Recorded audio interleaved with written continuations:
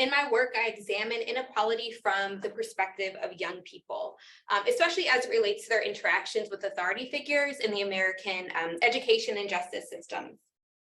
And so I have some ongoing work here, some justice system work that looks at how young people manage their involuntary encounters with police officers, particularly in New York City, and also how they cope in the aftermath of an encounter. So I'm using some data from Fragile Families to look at that. And then in my education-related research, I investigate the role of trust in students' relationships with their educators, and also try to understand the racial dynamics of trust in urban schools. And so this is the project that I'm going to discuss with you today. All right, so this is part of a larger project that I call Race, Trust, and Inequality. And the primary aims of this project, there are three primary aims. So the first is to analyze racial inequality and students' trust in their educators. And this is something that I refer to as student-teacher trust. The second aim of the study is to examine the salience of trust for students' educational outcomes. And then finally, this study probes the trust perspectives of Black students in particular. And as you'll see later in the presentation, Black youth in the study have the lower kind of propensity to trust their educators. And so I really want to dig into their experiences, but also because my work really focuses on the lived experiences of Black youth in the US. Okay, so how do I do all of this, right? So I'm pulling data from multiple sources. The first is the school climate survey that New York City Department of Ed administers to students, educators, and parents. In 2014-15, they added a trust module, so I'm using the survey data. Also some administrative data on students in schools, as well as interviews with students and educators, actually across 4 high schools in the city, 2 high schools in Manhattan and 2 high schools in the Bronx. And so today we're really going to focus on like the first component of this project, which is analyzing the racial inequality and students' trust in their educators. I should also note, if anyone has questions, especially if it's like clarifying questions, feel free to ask those. I get a little nervous when I'm just presenting the whole time and no one's like saying anything. So feel free to ask questions. And that includes the folks who are joining us via Zoom. So let me just go over the agenda for today's talk. So I'll first talk about the background. So give folks a little bit of background on why I'm studying this topic and why it matters. And then my contribution for the project. We'll then go into the data and the methods. I'll discuss my findings and then wrap up with some discussion and implications. And then of course, folks can ask questions about other pieces of the project. I know my students were really interested in the interview portion, and so we could talk about that as well. All right, so let's move into background and contribution. So I think the first thing that's helpful is to just lay kind of the groundwork of what we mean when we're talking about trust, right? So what is trust? So trust is actually a topic that garners attention across multiple disciplines. So you have sociologists who are studying trust, economists, psychologists, political scientists, even philosophers. But I really want to kind of drill down into a sociological definition of trust that's provided by Sandra Susan Smith, where she says that trust basically describes the expectation that we have that others will act in accordance with our own interest, right? So that people have our best interests in mind, okay? So from my understanding, based on like my reading of the trust literature across the different disciplines, there are 4 major forms of trust. The first is interpersonal trust, which refers to the expectation that specific individuals can be trusted, right? So our kind of dyadic interactions with people. The second is generalized trust, which defines the belief that most people can be trusted. However, you're conceptualizing most people. Sorry, does that matter? No. Oh, that little flash thing? No, this computer screen went off. Oh. Does that? If my sitting was actually looking at it, then it Okay. Okay. Sorry. No problem. Everyone was freak out. And so speaking about generalized trust, if folks have used the general social survey, that's typically where that measure is coming from, that most people can be trusted. Third, the third form of trust is particularized trust, which is the expectation that most people like me can be trusted. And so that can really vary based on like what the individual is thinking about, whether it's people of my racial group, my gender group, my neighborhood, right? So people who kind of reflect who I am as an individual and my identity. And then lastly, there's institutional trust, which reflects our faith in institutions, be it large or small. So it could be our kind of trust in our neighborhood school, right? Or the school our kid goes to, or the American education system, right? It could be that large. And so this project really touches on kind of like a mix between interpersonal and generalized trust between students and educators, but it also starts to get it like institutional trust, right? Because students aren't just trusting in their educators, right? Educators are a part of a system or institution, and so their actions can be constrained by the institutional climates of schools. All right.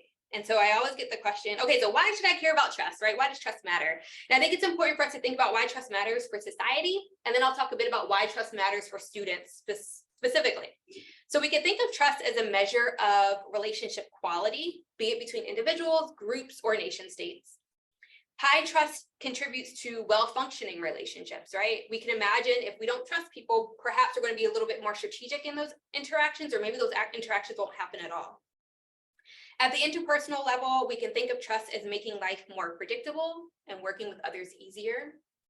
And studies show that interpersonal trust is a really important aspect of exchange relationships that are needed for people to be economically and socially mobile, right? When we're thinking about those bridging kind of ties that people are making, right? There has to be a level of trust in those relationships. Trust also matters for the functioning of organizations. So if we think back to some of Coleman's work that he's done on like organizational sociology, he observed that a group whose members manifest trustworthiness tend to place extensive trust in one another and will be able to accomplish much more than a comparable group lacking trustworthiness and trust. Additionally, social science research points to a host of positive outcomes for societies where people trust each other. And those societies tend to have stronger democracies. So a lot of work that Robert Putnam has done. They tend to have richer economies, better health outcomes, and also less crime. All right, so now why does trust matter for students in particular? So this is a photo here of the late Charles Wiley, who was an education scholar, a noted education scholar and sociologist. And so in an article that he published, it's more of like a conceptual theoretical article that he published in the Journal of Negro Education. He theorizes about the dynamics of trust in student-educator relationships. And so according to Wiley, the essence of trust is depending on others without fear that they will take advantage of one's weakness. Because opening oneself up to learning is to experience vulnerability. A person needs reassurance that he or she will not be harmed in that process. And so I think if we can reflect on our own experience as students, right? We have some students here with us, but also as educators, we think about the vulnerability that often is inherent in the learning process, right? It takes some vulnerability to engage, to be willing to participate in class, even if you're not sure of what the answer is, right? To allow someone to really kind of take a stake in your kind of educational journey that requires trust. Okay, and so education studies, I just highlight two of the main ones here, actually do find that trust is an important element of effective and cohesive school communities. So in this first book here, this is a study of school reform in Chicago. So the authors, Breich and Schneider, identified trusting relationships among parents, teachers, and principals as a critical asset for turning around struggling elementary schools in Chicago. This other study here by Forsyth and colleagues demonstrates that actually teachers play a really central role in the collective trust of a school. And so while we can think about school leaders, right, or principals as overseeing the formal structure of the school, it's really the actions of teachers that determine whether learning environments or classrooms are open and collaborative or closed and isolated. But there are some important limitations to the trust in schools literature. One of the main limitations is that the existing research on trust in schools really focuses almost exclusively on adults. And the Breich and Schneider study that focuses on school reform in Chicago elementary schools uses parent trust in educators as a proxy for students' trust in educators. I find that a little problematic. However, there is a burgeoning literature on the causes and consequences of students' trust in their educators. So there's a smaller set of studies, mainly articles that have come out that finds that students' trust in their educators leads to increased high school persistence, greater college ambitions, and fewer events of defiant behavior. This body of work, though, doesn't offer any insight into racial differences, right, or generally group differences in trust. And so I address this limitation by examining racial inequality and students' propensity to trust their educators.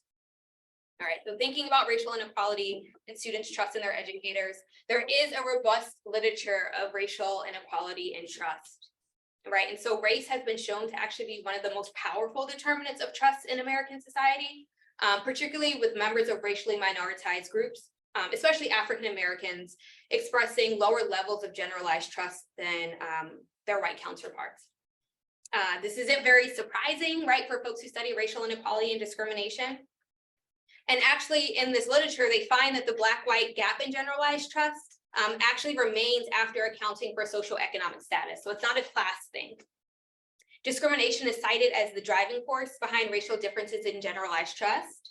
And in the first book here, Trust in Black America, written by a political scientist, Shayla Nunnally, she shows how racial discrimination can erode African Americans' trust in American democracy and also taints their faith in other racial groups. And then the second book here, written by sociologist Sandra Susan Smith, Lone Pursuit, she looks at how the anticipation of discrimination among low-wage Black workers actually makes them leery of helping their same-race job-seeking counterparts, right? So it can actually discrimination can contribute to out-group distrust and also in-group distrust. Okay, and then I just want to talk about some of the limitations of the race and trust literature that it shares with the schools in trust literature is that it focuses almost exclusively on adults. And as a result, it's really unclear when these racial gaps in trust begin to emerge in the life course. So this is where my project comes in. All right, so through this study, I examine how race factors into students' trust in their educators, okay? And I also examine how schools shape the racial dynamics of trust. What are they contributing as institutions, right? What type of school climates are generating more trusting environments?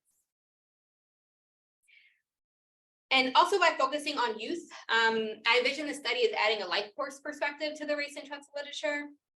And to the schools and trust literature, it's adding what I think is a much needed racial perspective to this topic. And so ultimately, the analysis that I'm going to show you offers a novel conceptualization of student-teacher trust in schools that is both racialized, intersectional, and contextual. Are folks still with me? All right. So that was the background. Now let's get into the research questions and then in a moment, the data. All right, so these were the questions that I'm answering to get at this topic. All right, so the first one is, are there racial gaps in students' feelings of trust in their teachers? Would I identify as student-teacher trust? Is there intra-racial heterogeneity in student-teacher trust? So basically that means is there within racial group variation or differences among students? And then finally, do school characteristics matter for students' trust in their teachers? All right, so let's get to the data and methods. All right, so where's my data coming from? Surprise, surprise, it's coming from New York City Public Schools. And so I draw on data from the New York City Department of Education, but also an organization at NYU called the Research Alliance for New York City Schools. They actually aggregate all of the student level data for the Department of Ed. Right? And they make it like very easily accessible. And so just a little bit about the New York City public school system, although I'm sure we are very familiar with it. But New York City Public Schools is one of the largest school kind of districts or systems in the country, serving over 1 million students across about 2,000 schools. Like most urban districts, racially minoritized students comprise the vast majority of students, while teachers are predominantly white, as we can see here from this bar graph. And in the 2016-17 school year, about 67% of New York City public school students were Black and Latino, compared to just about 34% of teachers. All right. So in 2014, the New York City Department of Education adopted a new framework for trying to understand schools. And they refer to this framework as the Framework for Great Schools. and actually Google this and like see more about like what the framework for great schools is. So basically, in collaboration with that research center I mentioned at NYU, the Research Alliance for New York City Schools, they created this new framework where they consider trust as like the binding element of all these other factors that they're interested in. So, right, you can see trust is like the outer green circle. I think trust matters for effective school leadership, family community ties, and then all this trying to affect actually student achievement. So in addition to creating this framework, they also revised the New York City School Survey, that climate survey, to include this module on trust. And so that's what I'm using, starting with this 2015, 14-15 data. All right. And so just a little bit more about the NYC School Survey. So that trust module was introduced in 2014-15. The survey is taken by students typically during school time. I imagine they used to do it on paper. I imagine students are taking it online now. They also administer the survey to teachers and parents, but I'm not using that data for this particular project. And in terms of students, it's only administered to students in 6th through 12th grade. All right, so let's take a look at what trust items I'm using as my dependent variable. So I'm using 3 survey questions that get at the topic of trust. The first is, my teachers treat me with respect. Second, my teachers will always listen to students' ideas. And then finally, when my teachers tell me not to do something, I know I have a good reason. And so these items really map on to the Breiken-Schneider study, the trust principles that they came up with around respect, personal regard for others, and integrity.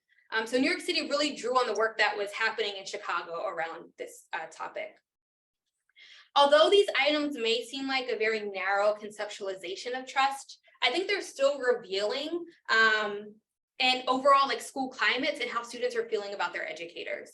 In my qualitative work, I go beyond this kind of definition of trust and really ask students like what trust means to them. And so we could talk about that a little later. All right, so to create this dependent variable, I basically average these survey items into one score. So the variable ranges from 1 to 4, and the Cronbach alpha is about 0.76. So it suggests that like the scale is internally consistent, and these 3 items are measuring like the same underlying concept of trust. All right, so let's look at some of the other data I have. So that's my dependent variable. I also have administrative data on students. So I have some demographic information regarding their race, gender, whether they're designated as an English language learner, whether they have an IEP, what grade they're in, and if they're experiencing any housing instability. I have their standardized math scores in middle school, their attendance rates, and any disciplinary incidents that they experience. One thing that I should note is that when I originally started this project, I included a demographic variable on whether they were born in the US or another country.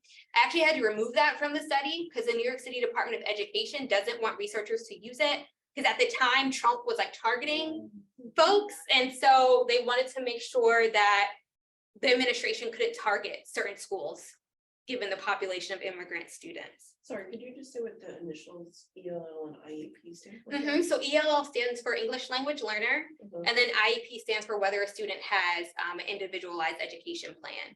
So whether they're special education. And then I also have data on schools, which includes school size. So basically the enrollment, how many students are in the school, student composition, so the racial composition of students, teacher composition. I also have racial composition of teachers, the average math score of a school, and this suspension rate, which kind of gets at the disciplinary or like punitiveness of the school. All right, now I want to talk a little bit about the race variable, since that's my main independent variable. So this is actually reported by parents or guardians when they enroll their child in school. And so it stays pretty static unless they want to change that. It was really opaque to me how this happened until I enrolled my child in kindergarten and got the survey that says like, you know, what is the racial identity of your child? And so oddly, you'll see here that the race variable I have includes 4 categories. So it's really a race ethnicity variable. So Latino, Asian Pacific Islander, Black non-Latino, white non-Latino. But they actually break it out in the survey. So they measure Latino identity separate from race. So I'm still very confused as to why they aggregate it in the survey. And so I'm trying to figure out if there's a way to disaggregate it some way. I should also note that this variable excludes the other race category because it basically just lumps students together that probably shouldn't be lumped together. So it includes Native American students and multiracial students. We can imagine that perhaps their experiences are a little different. And also it's about 2% of New York City students who identify or who are grouped into this other category. All right, and then another thing that I should say about the data is that it's longitudinal, right? So it's panel data. I have 3 waves of it. So the 2014-15 school year, 15-16, and 16-17. And I actually exploit that in my analysis. And then the final thing that I should add about kind of like the structure of the data is that it's multi-level in structure. And so for my students who are here, basically means that I have data from students at kind of like multiple levels, right? So I have students' yearly observations on the survey nested within individual students, and then students kind of nested within their schools. And so I also take advantage of that structure as well. All right, and so then a little bit about my sample, and then I'll get into my analytic strategy. So I'm focusing on middle schoolers, mainly because I wanted to look at the youngest groups of students available in the survey to kind of see how early these gaps in trust emerge. So I focused on 2 different middle school samples that I created.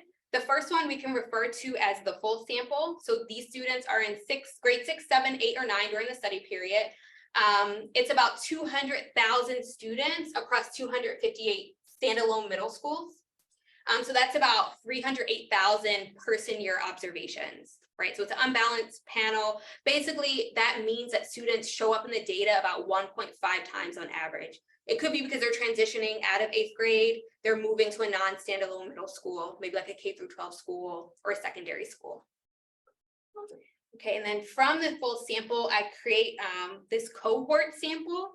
So this is a balanced sample of students, and it follows the same students from 6th to 8th grade over that 3-year study period. So that's about 60,000 person year observations belonging to about 17,000 students. Okay, and so I use these samples a little differently in my analysis, but I also ran my analysis using like the other sample just to make sure it's not like messing up my my estimates. Okay, and so to answer the first question on racial differences in student-teacher trust, I use ordinary least squares regression models, and I include school fixed effects to make sure it's not a matter of like students sorting into different schools, like it's really about the student experience. And also I use clustered standard errors because we know that like a student's observation 1 year is going to be correlated with their observation the next year. And then to answer my second question on kind of within racial group heterogeneity among students, I incorporate some interaction terms into those OLS models. And then to answer my third question, I estimate multi-level linear regressions to account for the nested structure of the data. Can I just ask you, do you let the school factors vary over the 3 years, or do you keep the school factors? They can vary over the 3 years, yeah. I'm curious if you have like thoughts about that later, I'd be interested. Not necessarily yet, but I'll think about it. I'm just curious. Okay. Yeah, they could. So the student observations can vary as well as the school data. All right, so now let's get into the juicy part, which is the findings, right? So remember that first question I shared all those slides ago. Are there racial gaps in students' feelings of trust in their teachers?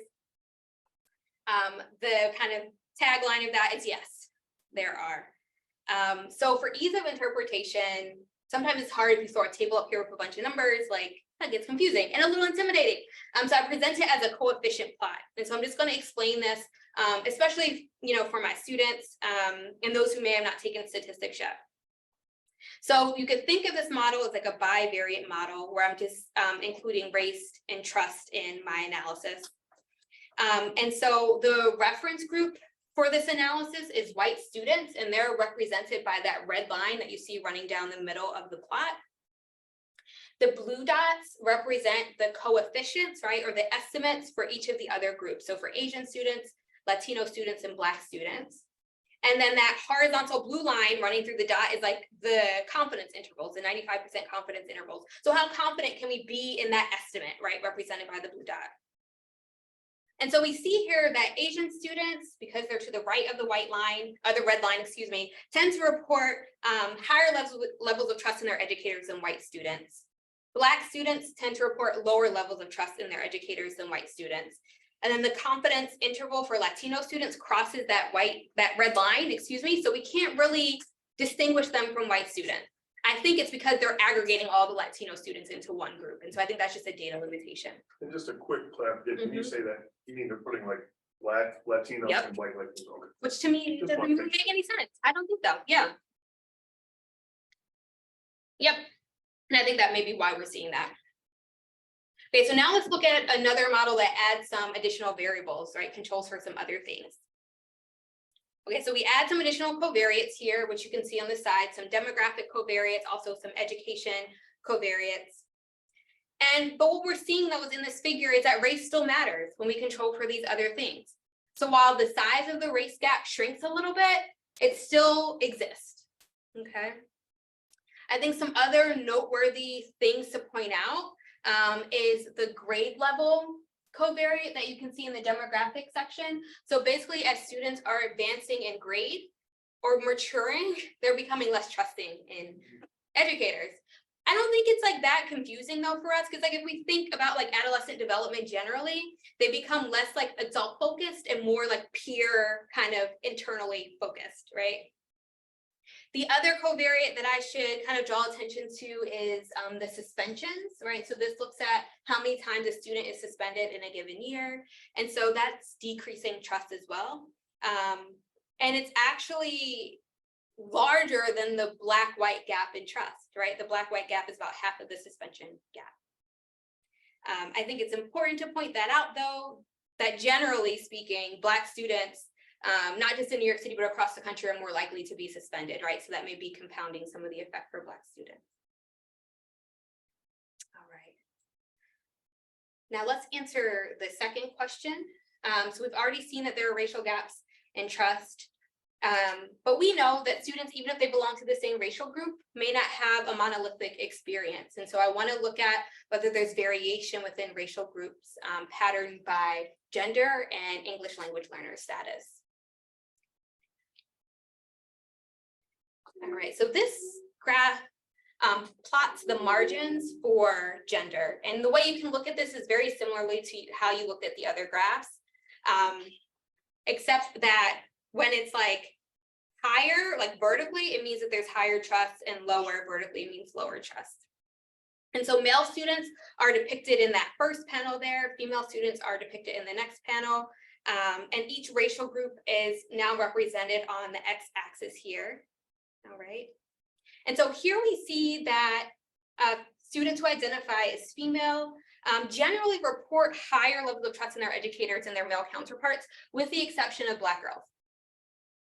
For me, that's, I mean, someone called it before when I presented, it's like, oh, it's a paradox. And I'm just like, I don't know if it's really a paradox, right? Because when we think about like the intersectional experiences that Black girls have, the misogynoir that they may experience in schools, right? Although they tend to outperform their Black male counterparts, right? They still may have very unique experiences in schools that limit their feelings of trust.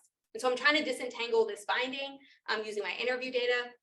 If folks have suggestions or thoughts, I'd be happy to hear what you're thinking about this. Okay, and now let's take a look at the margin plots at the intersection of race and ELL status. And so the general pattern that we're seeing is that students who are English language learners express more trust in their teachers than students who are non-ELL, with the exception of Asian students. And this difference is particularly kind of clear for Hispanic students. One of my working hypotheses is that perhaps students who are in ELL classes are having more touch points with educators. And so that could help kind of create trust.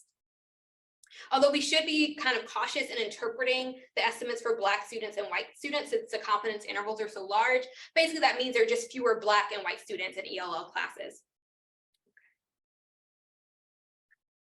Any questions before we continue to the next question, research question? Okay, so now let's transition to thinking about trust at just like the individual student level to thinking about how trust is patterned at the school level. And so we're going to start by analyzing school characteristics that specifically matter for the student-teacher trust of Black students. I'm going to use some of the case study, especially because they have the lowest levels of trust in their teachers. Okay, so let's take a look at that here. All right, so this analysis only focuses on Black students. The coefficient plot here depicts the multi-level linear regression, right? So now I have my variables or covariates are at the student level. In the full model, I have student level variables as well, but it'd just be too much to put on the slide. So I'm controlling for all the other things that I was controlling for before for students. And so this model shows that the racial composition of schools actually matters for Black students, right? And so what you can see is that the trust of Black students is positively associated with the combined proportion of Black and Latino students in a school. You might be asking, like, why did you combine them? When I looked at them separately, it didn't really have much of an effect. So maybe there's just something going on in schools that serve both Black and Latino students. On the other hand, we see that the relationship between Black students and the proportion of Black educators in a school is a little bit more nuanced. So my working hypothesis was that the more Black educators in a school, the more trust Black students will have because they have like that kind of role modeling thing going on. There's also been some research on like the racial matching of students and teachers, but actually it looks like it's a little bit more complicated. There seems to be a curvilinear relationship. So if we look at that coefficient on percent of Black teachers, right, we see that that's negative. Then we look at the coefficient on percent of Black teachers squared is positive. So that's showing us that the relationship is curvilinear. And we'll actually look at that in a moment. So what do I mean by a curvilinear relationship? So what we're seeing is that Black students, it seems like their trust initially declined, and then it increases at the point where the proportion of Black educators reaches about 50%. So one potential explanation for this is that perhaps schools that have a critical mass of Black educators become more racially conscious environments, perhaps. And maybe that helps them garner the trust of their Black students. However, another potential explanation is that the proportion of Black teachers in a school could be an indicator of something else entirely, especially at that like 0.50% or that 50% level. And so I was doing some additional analyses and found that schools that have like half Black teachers, half teachers of another race tend to be more punitive environments. So that could also be why you see that dip. But it is important that when we're interpreting this graph, we have to have some caution because those confidence intervals at the higher levels of Black educators are just so large because there are so few schools in New York City that have a majority or predominantly Black educators. Most of those schools are in Brooklyn and there's very few of them. All right, so just want to share some takeaways from this project, just kind of wrap up what we found. So the first thing that we found is that race in schools, or excuse me, trust in schools is racialized, right? So racial gaps in trust for adolescents is cemented by those middle school years, right? By 6th grade. What we also saw is that race or trust in educators, right? When we're looking at it by race, it's intersectional, right? So there are variations by gender and ELL status for students. And so a particularly striking kind of finding for me is that Black girls in particular have the lowest kind of faith or trust in their educators. Why exactly is this happening? It's something that I'm trying to disentangle now. But I guess some people refer to it as puzzling because Black girls tend to outperform Black boys across just about every educational measure that you could think about. And then finally, trust in schools is contextual. So the school composition matters, particularly for Black students, which we just saw. All right, so some implications and just things that I'm thinking about from this project. I think I mentioned I'm working on an article now to be able to share these findings more broadly. So I'd love to hear like your thoughts on like, you know, broader implications. But some of the things that I'm thinking about is that this research shows that trust is like a serious dimension of racial inequality in education, right? We know that it's not just how students are performing, but that relationships also matter. And that can factor into student achievement, but also students' later life outcomes. In a related study, I showed that students' trust in their teachers actually matters for important educational outcomes. So I used some like fixed effects analyses to look at students' kind of changes over time in their levels of trust, and find that it matters, right? It helps in terms of their standardized test scores, their attendance rates, and also limits the number of times that they're suspended. The study also raises some important questions for me. So the first is, what are the exact mechanisms that's driving the statistical relationship between race, school composition, and student-teacher trust? Okay, so I'm just disentangling that, particularly as it relates to the school composition piece. So I got a grant from the Russell Sage Foundation to really kind of dig into why school composition matters for Black students. The study also begs the question for me of how schools can actually cultivate more trusting environments for Black students. And that's really the focus of the book project that I'm working on, is like, how do we make schools more trusting? And so my ongoing interviews with Black students and educators in New York City schools is really thinking about these kind of these questions and these implications. So before I conclude, I just want to acknowledge some individuals and organizations that made this work possible. The first is the graduate research assistant on this project, August Taylor G. Smith, MDRC, which supported me with the fellowship in grad school, the National Science Foundation, the Research Alliance for New York City Schools that provided the data, and the Russell Sage Foundation. And for students who are with us, if you're interested in like social policy research and thinking about how to use your sociology degree to do some of this like full time, MDRC actually has a wonderful summer fellowship for undergraduates, master's students, and PhD students. And so you can kind of test that out to see if that's what you're interested in. And so thank you so much for your time. Feel free to reach out. Happy to take questions. So I see in the chat there's something, I don't know if that's Yeah, a question or. feel free to ask a question, okay. so. Yeah. I'll keep Raise that your open hand. there. Is it okay to keep that open? You can So I keep that open, if you'd like to. Yeah, all right, yeah. I can also let you know as questions come in. Okay. Which So I have a question, actually, from Leilina. Do you think trust in schools have improved today, right? So I'm guessing since I did this analysis, right, it was 2014 to 2017, which is now like 5 years ago.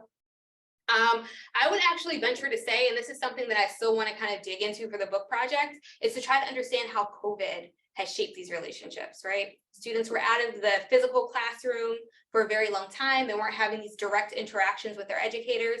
And so I would imagine that that could have disrupted trust, right? And educators are still trying to build that back for students.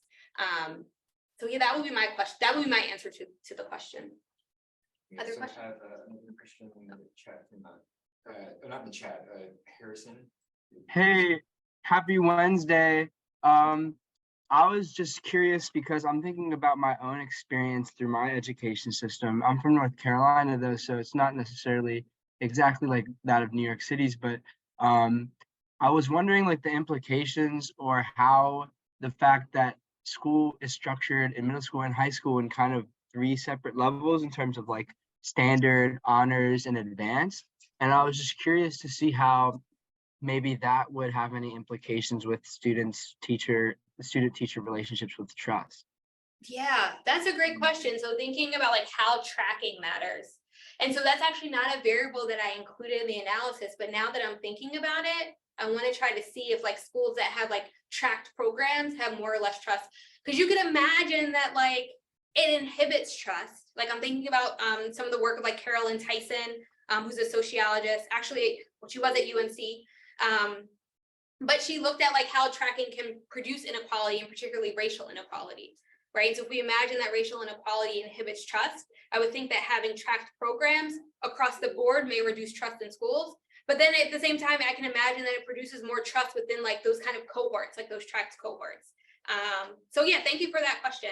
And I'm going to think about trying to add that to the model. Jess? Yeah, thank you so much. This was really wonderful. And I particularly have always loved Sandra Smith's book, so it's good to see something else. Okay. Yeah. I had a few questions. And so as many years ago, I was a middle school teacher in Brooklyn in a majority Black educator school. So it's good to see the result there. Yeah. And so I was curious about a few things Oh, and one thing I'll say is the advancing in grades, reducing trust made perfect sense to me. I taught mostly 8th grade, but I taught 6th. That there are huge differences between grades and middle school. I believe that. But I was wondering whether you had any measures of stability within the schools, like administrators and teachers leaving and or being reassigned. So I was there for 2 years and I taught all grade levels because sometimes halfway through they move you to a completely different room and grade level and stuff like that. And some of them were disorganized schools, and that might have an effect on trust. Yeah.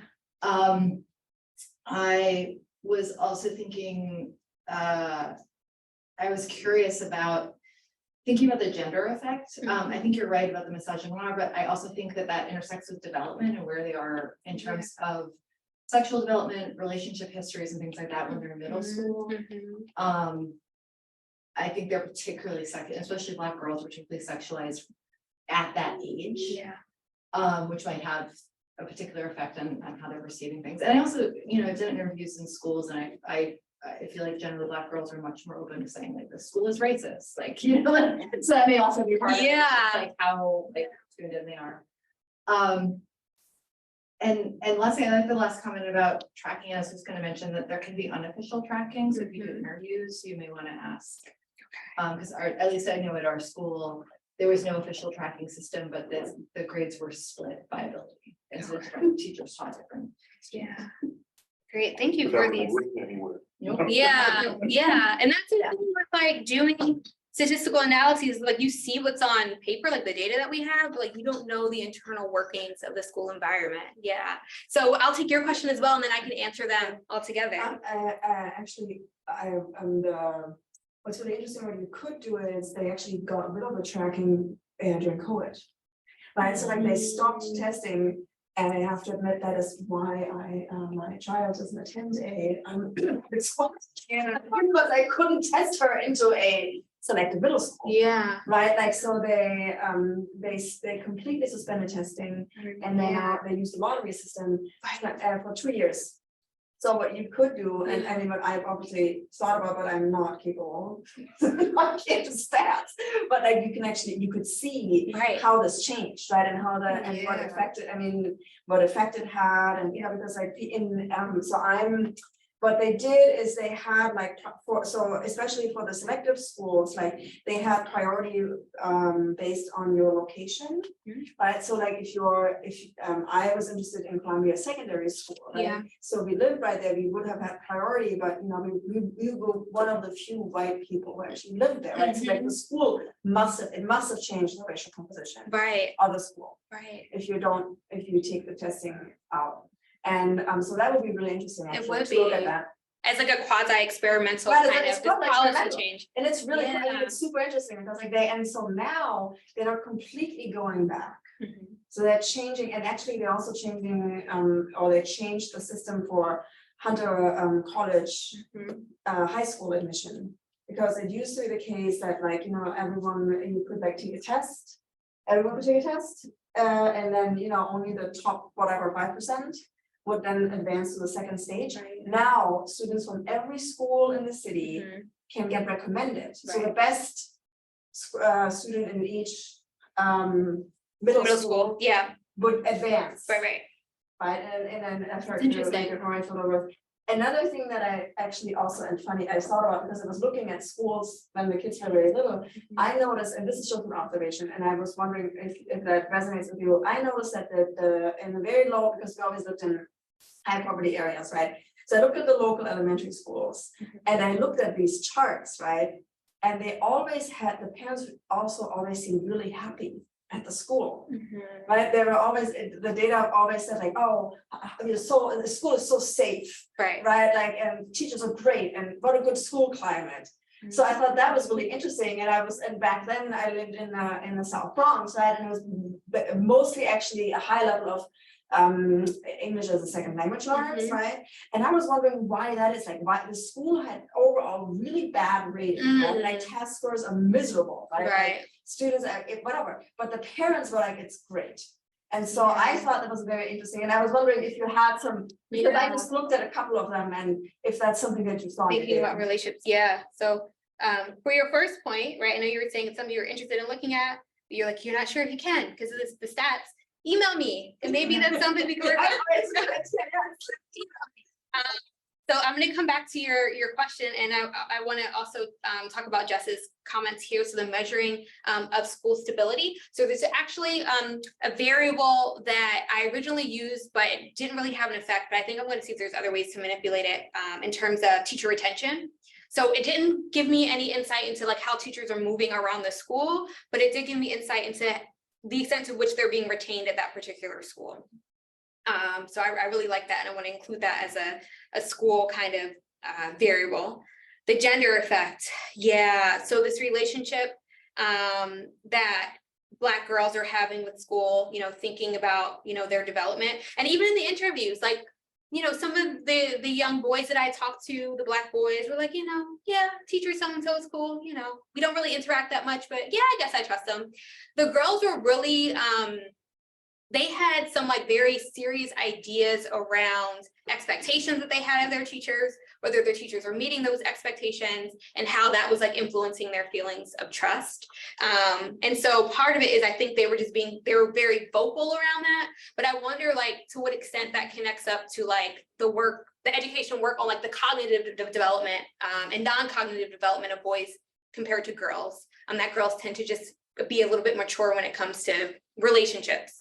And then this kind of idea of unofficial tracking, that's something I'm still doing a few interviews, so I can ask that of students that I interview toward the end, and it could signal something that's happening that I can't observe in the data. And then the question about, so the Bronx, these schools, I mean, the quality doesn't seem great on paper in terms of like how students are testing, but parents are finding that, you know, they have trust in these schools. So I think at some level, especially like when I'm thinking about Black parents, and I'm pulling from the work of one of my graduate student colleagues, Bailey Brown, is that Black parents in particular aren't just thinking about metrics of the school. They're thinking about relationships. They're thinking about whether their students are experiencing racism, right? They're thinking about whether schools are diverse and if their students feel comfortable. And so it's possible that schools don't necessarily balance all of these things at once. And the schools that are performing very well and very highly, right, maybe those specialized schools are predominantly like white and Asian, in places where Black students are in few numbers and they may not feel necessarily comfortable.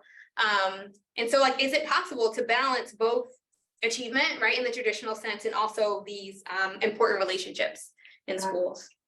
I wondered actually, I don't know what you think about this. I wondered if maybe the parents, because I lived in an area that was mostly like Spanish speaking, and if the parents just automatically have so much respect of the assumably mostly white teachers, that they're like, this is great, right? Or that they're like very grateful for the little that they get, kind of thing. You know, I don't know. That could also be, it's a dynamic that's happening. Like some parents may just, you know, well, the educators are the experts. They know what to do. Sort of not questioning, because that authority around how they question that. Thank you. I know we have questions on it. Do you want to take that? Morgan was a question that is connected to just a round of questioning, so. Great, so I have a question that is connected to the racial composition of schools and classes. Yeah, hi. Hello. Hi, it's Margaret. So yeah, I have a question here. So, you know, when you're talking, this is really wonderful and really great that you're looking at trust. I do a little bit on trust, and I find that for Asian Americans, they become less trusting, or people become less trusting of them when they become more as an adult, when they move up into the work world and they can't get promoted. So this is really interesting.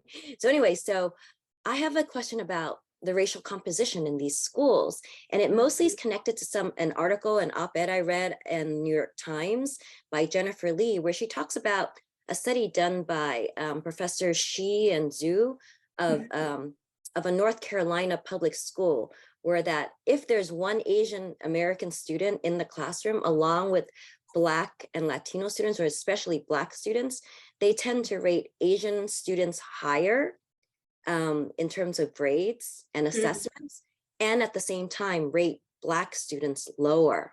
So it's all socially constructed. It's just the way the racial composition of the school is, and the racial composition of the class.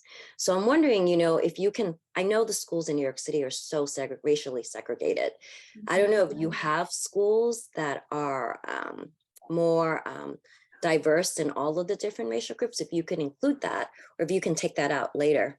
Yeah. You can look up the op-ed in the New York Times, I think it was last week or 2 weeks ago, and actually read the study. It's an NPR study, and then you can, you know, they don't talk about trust, but they do talk about how teachers evaluate their students. And I wonder if that has something, if you can talk about whether you see any of that in the data, how teachers actually assess their students and what they think about that and how that's connected to trust. That's great. Thank you so much. And so I may even, so I was originally just looking at the percentage of Black and Latino students in a school, but I may be able to look at this for Black students, like maybe the percentage of like Asian students in a school. And I imagine like I would have to pull a little sample out of like some of the specialized and like selective admission schools, because this is like post-lottery kind of stuff. And so that's great. So thank you so much. I'm going to check out that op-ed and also read the study that it's based on, because I think it'll give me more insight in terms of like the institutional composition of schools. Yeah, and how Asian students sometimes change the way people, you know, if you include Asian American students in it. So anyway, thank you. I really like the study. Thank you. Thank you so much. Appreciate it. Yeah. Yeah, this was great and, you know, very clear. So if you're looking for feedback for an article, I thought I could follow. And again, as someone who does mostly qualitative research. One thing that I thought was really interesting, I would like to hear your thoughts on it, was when you showed the chart on trust in relationship to IEPs. Students with IEPs tend to have higher rates of trust. Yeah. But the data would suggest those are also the students who also disproportionately suspended or disproportionately disciplined, punished. And so I found that really interesting, right? That they were on that side. Any insight to why you think that might be? So I think, so I'm going to answer this in two parts. I think it may be something similar that's happening with the English language learner students, right? Is that they're having more and possibly deeper connections with teachers, right? Teachers who are working with them more on like a smaller group basis or individual basis, they have that context. But the other thing too is because in that model, I'm controlling for suspensions, right? I'm only looking at students who have an IEP with like similar disciplinary profiles. And so it could be interesting to maybe like run some like very descriptive statistics to see what's happening. Like, are the students with IEPs more likely to be suspended? Like, what does trust look like for those students compared to those who are less likely to be suspended? So part of it is like the model I'm running is like covering some of that up, but I could run some descriptives to see what's happening. Yeah, thank you. Interesting. I actually have an idea about that. I think that ironically, because the school system is so dysfunctional, like, and I'm glad that I have like a first-hand experience with this, right, with my friends, it is extremely difficult to get services for your child. So like parents, like, so the kids who actually get services are likely kids who have parents that are on them, you know, that are making sure that the kid is like taken care of. So I would actually argue that the kids who are in IEP, I mean, again, depending on the part, like that some of them are actually better, have parents who are making sure have better resource, for example, right? That there's poverty that plays in, that like, you know, the parents that are on it are maybe of higher socioeconomic status, right? That kind of stuff. So that would be interesting to see, because I've heard horror stories of like people trying to get services couldn't, and those are people who are really, you know, were educators themselves or like white upper middle class parents kind of thing. And you bring up the topic of economic status as well. So one of the things that you might have noticed that I didn't include in the model is free and reduced price lunch, which is typically what like education researchers use to try to get at like SES, although it's a rough metric. I can't include that because New York City is one of those places that rolled out universal free and reduced price lunch. And so I had that like housing instability variable. It's very, I mean, there are, you know, a significant proportion of students who have housing instability, but it's a very small number. And it's also possible that I'm not capturing all of them because parents have to report it to the school. And so what incentive do they have to report it, right? Unless schools can provide resources. So I'm still trying to figure out like how to get at the economic piece. And you know what I also just thought about, sometimes I've also talked, and this is actually Black parents, right, that said that to me, they don't want the school to know that their child has a problem. Right, so they say like, I don't want the school to know that my child is diagnosed with ADHD. They're gonna track him, they're gonna make him into a problem. So like, there's also that, right, that's parents maybe don't even want to Labeling. label it, right, like, and so you don't capture anything, sorry. Great, thank I'm you. not getting very deep into this, like, sorry. Are there other questions? Yeah, I think you actually have one that was sent to you directly. Okay. Kendra? Oh, hi, Kendra. Okay, let me see if I could, wait, where do I find it? So maybe. Is it up further? Here it Yeah, is. there you go. Okay, so during COVID, hey Kendra, during COVID, do you think that the parents of these children's trust decreased while watching the interaction between teachers and students and the methods of teaching online? I mean, yeah, it's really possible. And so the Research Alliance data that where I got this from, like they have the school survey data. I think the students might have taken it like right after like COVID, like the school shut down. Right before school shut down, but I also have like the next year data. So I could look at this. I mean, I don't know the exact answer to the question. I would imagine that like there were some challenges to trust, but I could look at the parent version of the survey data to see whether trust decreased post-COVID. Okay, yeah, because I know a few parents that put their kids in homeschooling after that because they saw exactly like the methods these teachers were using going into like say a school in a specific district. And so I know for a few parents it might have decreased. Yeah, great, thank you so much. Yeah, of course. Thank you for your, this is an excellent talk. My question about just only about just for Black student. In terms of, I mean, I know you don't have any variable about the history of relations between the student and the teachers. That's we talk about a lot here. But when you, for example, when you have some kind of interaction between just the Black student, I mean, just a race here, race with like academic performance. I mean, you saw the. I mean, I saw that your math score is a kind of one of the indicators for academic performance. I mean, when you, for example, this is the dichotomy, like every American student who did very good job in terms of math score, and then the other group who have lower. What is kind of different level of trust to their teacher? Yeah, so definitely, and you saw that in the analysis that like having a higher math score actually improves trust. And so I would imagine that that's like across the, when I looked at data, that's across the board for all racial groups, but it could be interesting again to like just look at this descriptively, maybe come up with a table that has like different proportions of like scores that students have among Black students and seeing like what their trust levels are. But I would, based on like what I know from the data, I would imagine that even for Black students who tend to have higher performance as measured by their standardized test scores or tend to be more trusting. And whether that's like a chicken or the, like what comes first, right? Is it the high test scores make you more trusting, or trusting students tend to perform better? I'm not sure.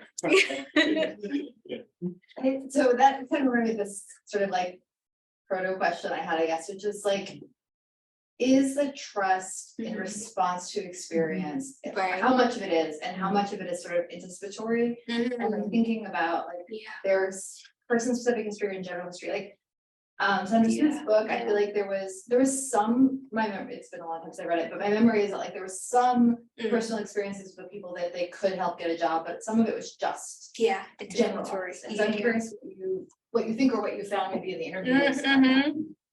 Yeah, so thinking about the interview data, I'm trying to see where that is. So I did interviews in Manhattan, like back in 2018, 19 in 2 schools.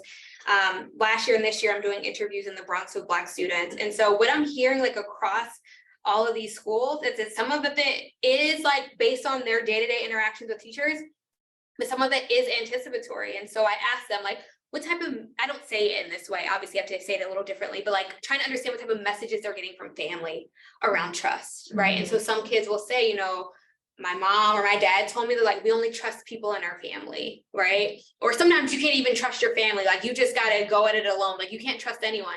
And so I can imagine that like these messages that they're getting can be factoring into like whether they're even considering allowing themselves to trust a teacher.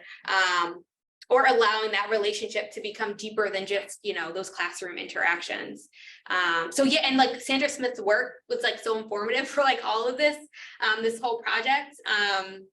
And so, yeah, I'm thinking more about like how external factors of discrimination kind of factor into young people's kind of calculations on this. Can I know more about the methodology? I mean, your upper score for trust, the three trust indicator can be, I remember to say 0.76, right? Yeah. Is it really, I mean, I think that's not bad, but this is not bad one, but usually it should be like more like a 0.8 or more. So in other words, maybe you can use each indicator by using, like converting it into like logistic regression agreement, and then the other, maybe you can see quite diverse kind of outcome. Right. And I actually, so comes from my dissertation project. And so my chair was like, I want to see all of these breaking out. Right. And to see actually what's happening. And so what I found, it was one particular variable. Let me see if I can go back to this. And I was looking at it for Black girls. He was like, okay, Black girls have lower levels of trust, but is it like all of these measures or just a couple of them? And it's specifically this one for the Black girls, number 3. When my teachers tell me not to do something, I know they have a good reason. For some reason, that was the one that was really driving down the Black girls' trust. And so, yeah, I mean, it is possible definitely to break them out to see. And I think I did, like, I could have done logistic regressions. I think I did linear probability models, but like I ran the logistic regressions and compared them. It was, you know, it's telling the same story. Yeah, thank you.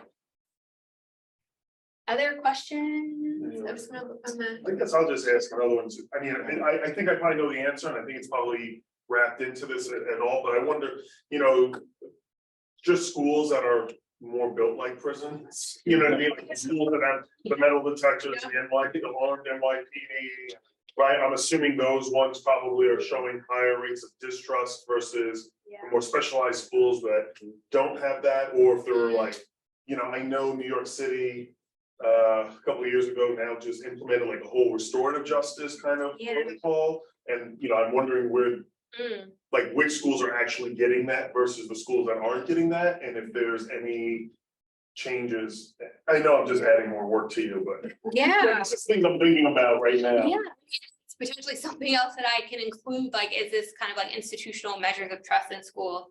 So there's a graduate student that I'm working with at Columbia who actually did a master's thesis on like the restorative justice like rollout in these schools. And so she's looking at how they how it shapes relationships. But I can just imagine, so like one of the schools where I did my interviews, it was a school on the Lower East Side.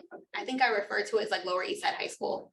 Let me see if I could find it here. So they did a program, I call it School 2 in the study for the first phase of it. They did a lot of different things. So one, they tried to like reduce hierarchy in the school by allowing students to call teachers by their first names. Some of it, I wonder if it was like cosmetic or like, you know, what they're actually doing. But another thing that they did is they rolled out these like discussion circles that kind of mirrored restorative justice circles where educators and students participated. And so when I talked to the students about this program, like they cited it as actually increasing their trust in like the school environment. Like I get to know who like the other students are. I get to see who my teachers are as people, like not just as teachers. And so that tended to increase trust. And like types of things that they were talking about, like it wasn't just educational in these discussion circles. It's like, if there's one person dead or alive that you want to have lunch with, like who would it be? Like people were talking about like family members who like passed away and like challenges they had around things like that. And so while it's not restorative justice in a sense, like it's still helping people like kind of develop these relationships. And I mean, of course, I would think schools that are more punitive, students are likely going to be less trusting. Yeah. I have one more, like, I have one more idea or something that popped in my mind. Like the New Yorker had an article, which was, I think, drawing on actual research, that Black girls, well, all girls hitting puberty early. You know, way earlier than they even did like 10, 15 years ago. Yeah. So like that means basically girls now, while it was an anomaly that they, you know, had their first period when they're in you know, maybe in 8 years or 9 years old, like now that's much more common. Yes. Right? So like that also means that their biological development is a lot different, right? So like so basically the gap between the boys and the girls is getting much larger, which could then explain why the girls, or Black girls in particular, it's an anomaly because why people see this as an anomaly, why it's an anomalous result that the Black girls don't trust, right? The lack of trust because they are in a very different developmental stage, biological. Right, and they are actually, I think what has happened during or after COVID is that like white girls also experience now an earlier onset, but it used to be the case that Black girls were like much earlier than white girls. And it was interesting because the article went through like all kinds of reasons why, and it could like they were looking at like, biological, biological reasons, could be genetics, but they couldn't really find a reason for why this was happening. And they were thinking maybe environmental factors or more processed food or whatever, but that wasn't really it either. So it would be interesting like to look at that. And I know that because I'm working with someone who works with fragile families data, they do have biological. Oh, they do. indicators, like, They have the and I have that restricted data. I finally got it. So that could be interesting to look at. I just want to go through just to make sure there were no other questions, if that's okay. We covered them all. All right. And I just wanted to thank Pablo for his comments here, complicated practice. And is it possible for me to get like the chat? Okay, just because I know that some folks add some comments there. So thank you. Great. Thanks so much. Okay. Let Eric do all the. Thank you, Eric. Thank you to the folks on Zoom who were able to join us. I appreciate you. We have like 20 minutes or something. Gotta give it And I'm excited to talk about your book. Eat it up soon. Yeah, I was talking to Sarah. I was like, you should try to organize a happy hour. I don't know if she told you about this yet. Okay, she mentioned something about it, I think, when I that would be awesome. That'd be great. Yeah, very much looking forward to it. I got your book. It came in from the press, and so I'm very excited to dig in. Thank you. You're welcome. Take care.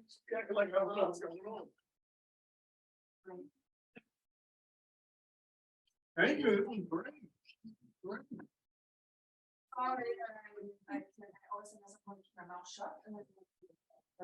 Thank you for your. But at least there's questions at the end, because sometimes I can just pontificate, you know what I mean? They just go off and it's like, is there a question at least? No, you had a question, right? Some work